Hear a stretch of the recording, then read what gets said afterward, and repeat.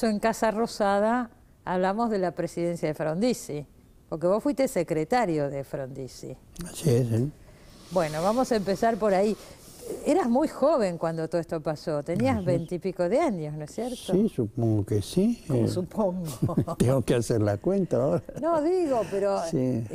por lo que leí en el libro, venías de un viaje a Europa, que estuviste un tiempo en Europa, y conseguiste un trabajo, y ese trabajo era asistir a Frondizi, no como su secretario privado al principio, sino no sé qué roles ahí cumplías. Una especie de secretario privado, en el sentido de estar cerca de este hombre que se estaba proyectando y que estaba preparando su candidatura y la movida dentro del partido, de la Unión Cívica Radical. Y bueno, entonces junto a él lo asistía en el sentido, por ejemplo, le atendía su correspondencia, conversaba con él, leía los documentos, corregía algunos documentos, en fin, me ocupaba de todas esas cosas que, digamos, un hombre público tiene que atender, ¿no? Y me interesaba mucho, es decir, lo hacía con interés, porque me pareció una experiencia única, es decir, algo que aparecía en el horizonte político argentino como una circunstancia absolutamente excepcional por la personalidad que en ese momento se destacaba en Frondizi, ¿no? O sea que no era solamente un trabajo rentado, sino que vos creías en lo que estaba en ese proyecto y en lo que estaba sucediendo alrededor de Frondizi. Naturalmente, a punto tal que a continuación, o desde ahí, por ejemplo, con otra gente que también concurría, no en el mismo carácter, formamos un grupo que trabajó políticamente. ¿Ese fue el grupo ALEM? El grupo que después se llamó ALEM, y que era un grupo de amigos, en realidad, de gente con la que nos entendíamos afectivamente muy bien. Para mí también era un descubrimiento de la amistad, algo que yo me parece que es un poco uno de mis...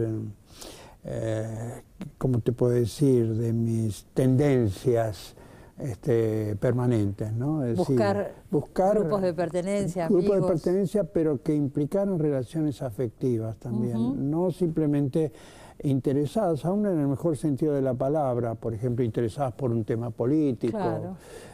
Ya a veces cuando de alguna manera me invitaban a de ciertos grupos políticos o literarios, y veía que el interés era muy particularizado y encarnizado, en ese momento no me atraía, ¿no? Para mí el factor afectivo era un soldador indispensable de las posibilidades de hacer algo, digamos, un poco más trascendente, ¿no? Es interesante lo que decís, porque la política se dice que es muy fría, o sea, todo esto que estás diciendo no es lo que entra en el esquema, ¿no? Así es, pero incluso no solo la política, también los grupos literarios son implacables, es decir, se arman grupos literarios para que funcionan como escaleras, y el peldaño de abajo queda abajo, y entonces hay que subir, hay que subir, y eso a mí tampoco me atrajo demasiado en lo que pude contemplar, asistir o ser invitado, siempre En cambio, con otros grupos no. Por ejemplo, el grupo, yo creo que hablo en el libro de ese grupo que se fue armando en torno al objeto poético, ¿no? Estaba César Fernández Moreno, Paco Urondo, Mario Trejo, Banasco, Edgar Bailer. Eso sí para mí fue una experiencia afectiva profunda, tanto que con la muerte de cada uno de ellos fue para mí un pedazo que se me iba, ¿no? Sin duda. Vos venías de la Facultad de Filosofía y Letras. Sí. ¿Ya escribías en esa época? Empezaba a borronear. Había escrito algo no muy recordable en la época de la facultad, obligaciones de la facultad, pero después de mi paso por Francia, estuve en Francia no mucho tiempo, año y medio o algo por el estilo, al regresar a la Argentina empecé a escribir, ¿no? Ya con alguna pretensión un poco mayor, ¿no? Cuando hablamos de este grupo, porque se habló mucho y se habla del tema, del grupo de intelectuales que rodeó a Frondizi, que en ese momento fue algo muy novedoso, ¿no es cierto? Que un grupo de intelectuales apoyara a un proyecto político, a un candidato. y son muchos los que se acercaron. Yo, por lo que leí en tu libro, con David Viñas y con Ismael Viñas vos tenías una relación anterior de la facultad, ¿no es cierto? Con David de la facultad y con Ismael posteriormente, ¿no? Ajá. Y cuando ya volví de Francia. Y empezaste con Frondizi. Se dieron, digamos, la experiencia literaria con Torno fue anterior.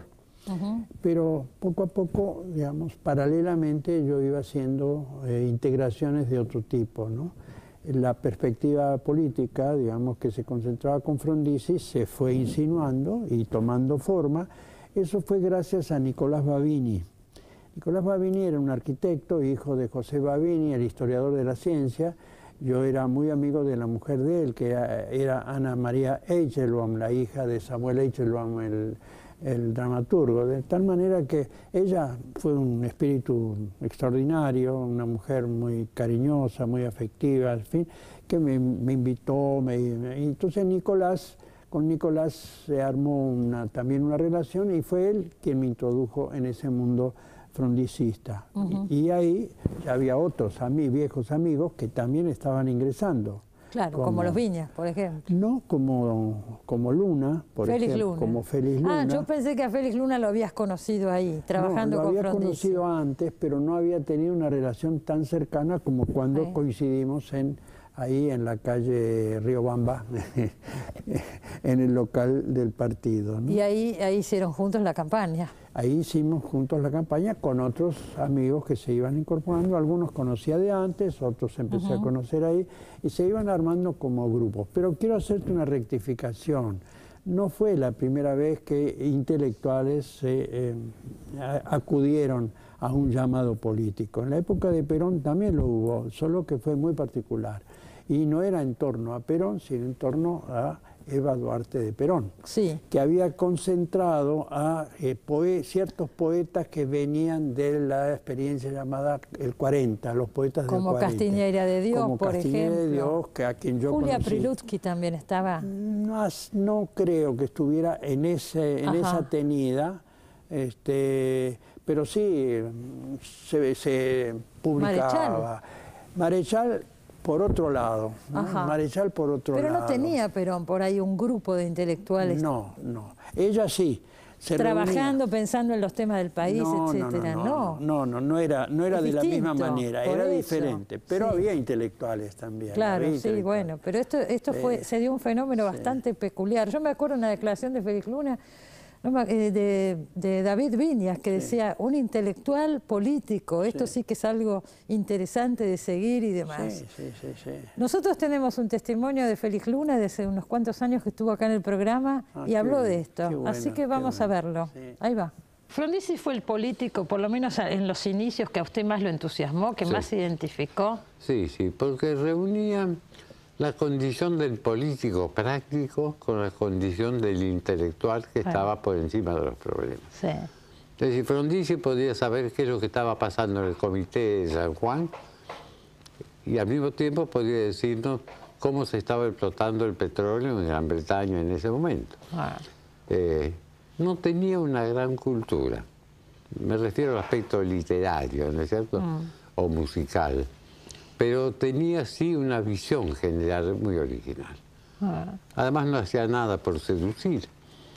Era un hombre que en ese sentido no parecía un político, no hacía nada por seducir. Si no quería, si no quería, lo mismo daba. Bueno, ¿qué decís de esto que dice Félix Luna, que no era muy simpático Frondizi? No era, ¿no? No, era muy peculiar, era una mezcla más bien, yo diría que era un poco áspero, más que no simpático. O sea, que tenían una manera de expresarse muy tajante, como siempre me pregunté en ese momento dónde estaba la duda en él, ¿no? Y tardé en darme cuenta de dónde estaba la duda, ¿no? Y más bien la duda él la jugaba por otro lado, ¿no? Es decir, yo pensé, por ejemplo, sentí en el momento que yo trabajaba con él que sí se había establecido conmigo una corriente de simpatía, ¿no? Es decir, que me miraba con simpatía y con curiosidad, pero después me di cuenta de que por otro lado,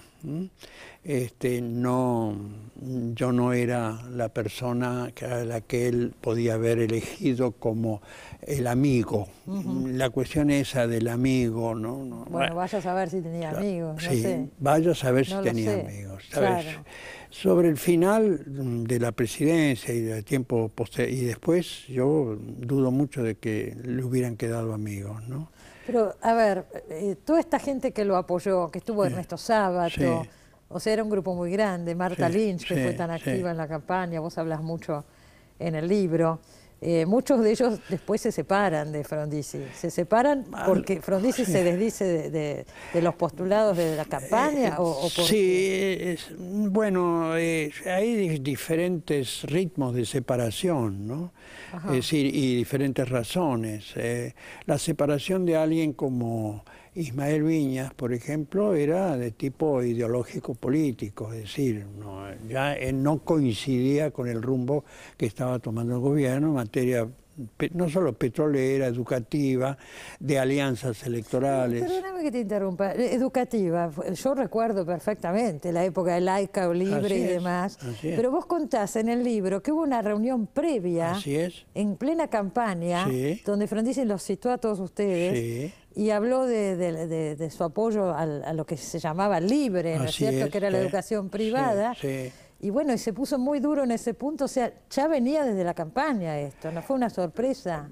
No vino desde la campaña directamente, sino de declaraciones a la revista de Frigerio.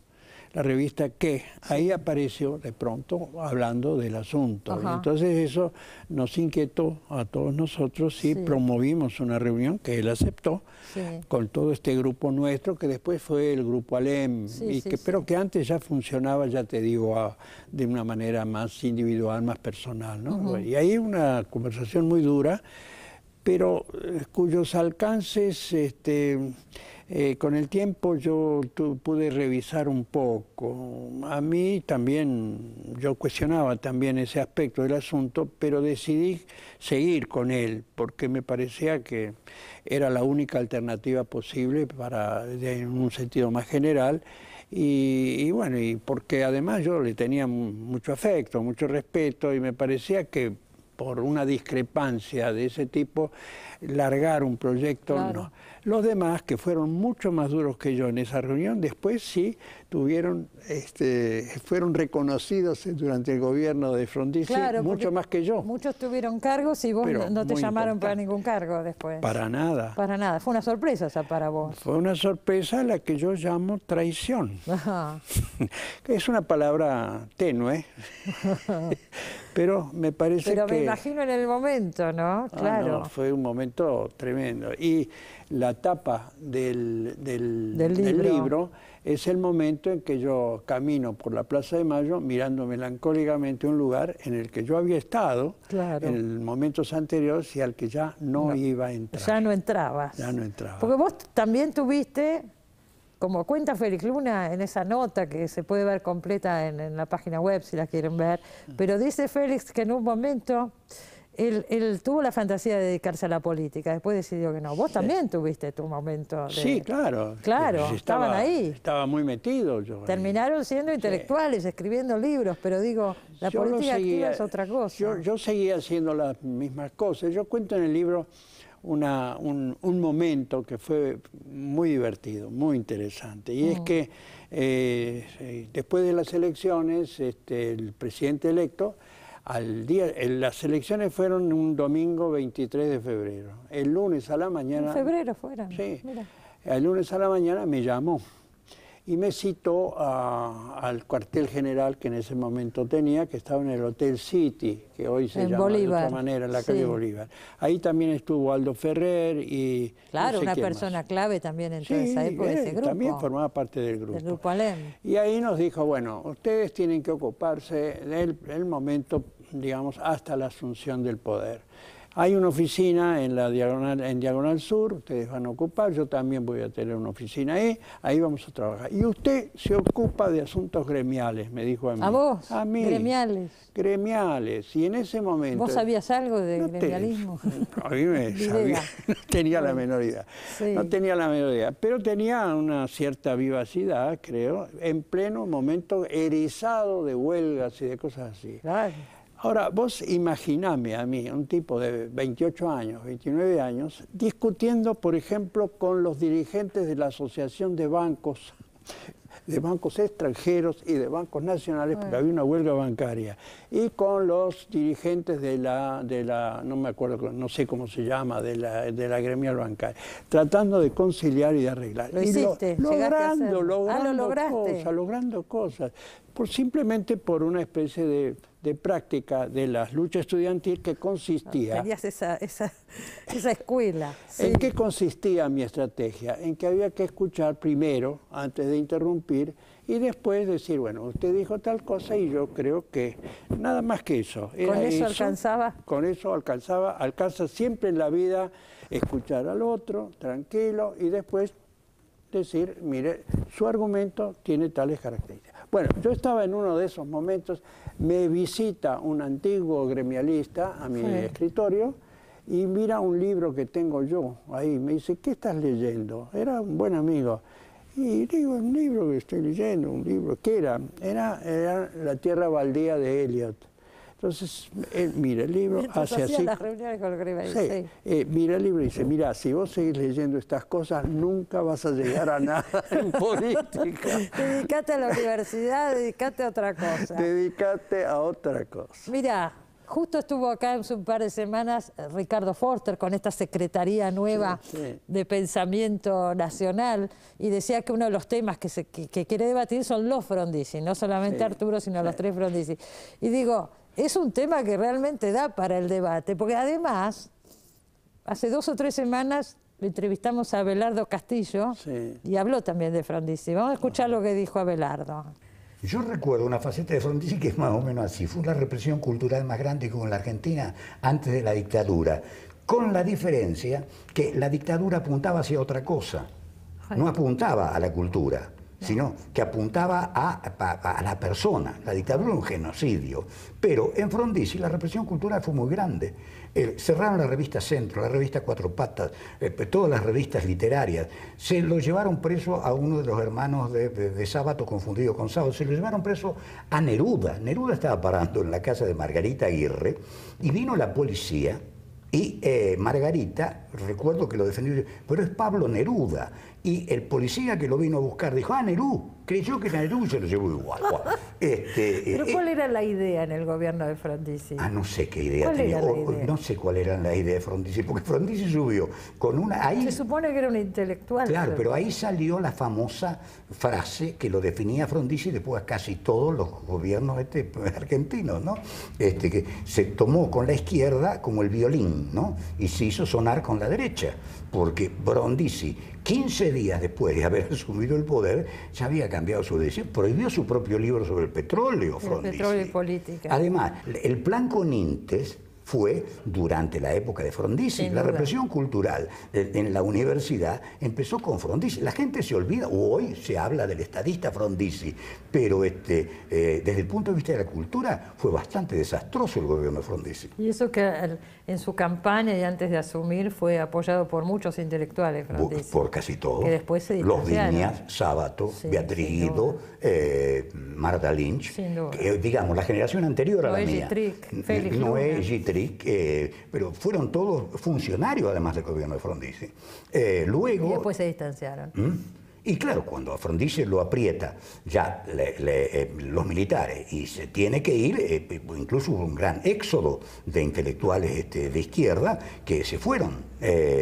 Pero la historia del gobierno progresista de Frondizi es un poco disparatada cuando lo analizás de verdad históricamente, ¿no? Bueno, es durísimo lo que dice Castillo. ¿Qué decís? ¿La mayor represión cultural no me hasta parece, la dictadura? No me parece, no Pero creo. lo que pasó, el plan Conintes pasó, Pero el plan Conintes... le cerraron la revista a él, sí. bueno, todo esto es Bueno, historia. yo entiendo que él considere que el cierre del Escarabajo de Oro fue una de las catástrofes mayores que el sismo que ocurrió en la China recientemente. Bueno, no, pero ¿no? cerraron una revista. No, pero no sé si cerraron una revista, y si por qué cerrarían una revista. No lo sé. Me parece que el pasado también puede ser revisto y corregido. No, hubo cosas, evidentemente hubo cosas, porque el sistema seguía funcionando. Es decir, y yo de eso también me di cuenta rápidamente. No lo calificaba como la mayor represión, sino como restos. Y ahí está una de las cosas que me permitieron a mí tomar distancia personal de Frondizi, restos del sistema, por llamarlo de alguna manera, una palabra genérica. Por ejemplo, un día que me reúno con él, ¿no? Y me dice, tenga cuidado porque la CIDE sabe sobre usted mucho más de lo que usted piensa. Bueno. Y dije, pero ¿qué viene a hacer la CIDE acá y en relación conmigo? ¿Qué es eso? ¿Está creyendo en la CIDE? ¿Cree usted en la CIDE? Que exista la CIDE y que digamos, sea un servicio de información, no me cabe la menor duda. Que pueda continuar tal cual, que no se pueda hacer nada, es otra cosa. Él parecía aceptar muchas cosas que venían del sistema, digamos, de la cosa. Entonces, tenga cuidado, había ¿qué episodios. Te quiere decir? Que tenga cuidado. ¿Qué sé yo? No sé, en ese momento quedé muy desconcertado. No podría calificar eso de la mayor represión. He conocido represiones no, él dice muy fuertes. Antes de la dictadura. Sí, ojo. pero antes, en la época de Perón, oíme, en la época de Perón, yo para conseguir el pasaporte para viajar tuve que encontrar un tipo con quien me reuní ahí en lo que se llamaba el Parque Japonés, darle un dinero para que él me consiguiera el pasaporte porque la policía no me daba el pasaporte. Vos hablás también de lo que, la época de Frondizi, que te empezás a reunir con Frondizi después del 55, y decís que en ese momento pasaron por alto muchas cosas, como los bombardeos de Plaza de Mayo, etcétera. Por supuesto, sí. Porque, por ejemplo, porque en la universidad va Romero y entonces se abre... Pero bueno, oíme, es eterno esto, claro, digamos, se concilia, no se concilia, hay cosas que uno llega al límite, otras que no. Pero en la época de Frondizi, digamos, ciertas estructuras funcionaban y funcionaban bien. La universidad estaba en contra de los comportamientos, de las actitudes, pero resulta que el rector de la universidad era el hermano de él. Después fue el hermano de él. Era el hermano de él, era Riccieri. Y Riccieri tenía una posición muy clara y la universidad se estaba organizando y seguía adelante. Se puede hablar de la mayor represión, pero lo que pasa es que Castillo no era universitario. Y el tema universitario nunca lo sintió como una cosa tan fundamental como el Escarabajo de Oro. No es algo que me resulte... Pero de todas maneras hay hecho, el plan Conintes es cierto. Pero el plan Conintes no estaba dirigido a lo que él llamaría la cultura, sino al movimiento obrero, porque empezaba a surgir la idea de la privatización y hubo huelgas, y entonces ahí sí la cosa fue durísima en un sentido muy preciso, pero no se puede hablar de la mayor represión cultural, sino la represión tout court, que continúa, que siempre, que no se logra extirpar. Que él no desmonta, digamos. No, que ni él desmonta ni se logra desmontar, porque hay que ser también realista en relación con todo lo que opera dentro de un Estado y en un sistema, ¿no?